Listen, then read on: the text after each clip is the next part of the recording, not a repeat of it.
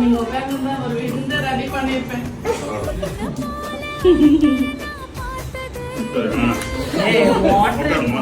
So happy sir, seriously. நாங்க இதை எதிர்பார்க்கவே இல்லை சார்.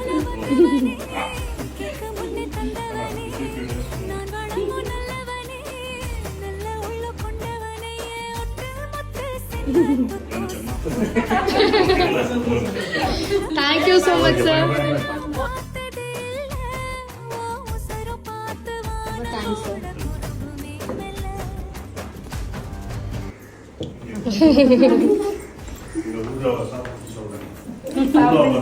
சாப்பிடுங்க சார்.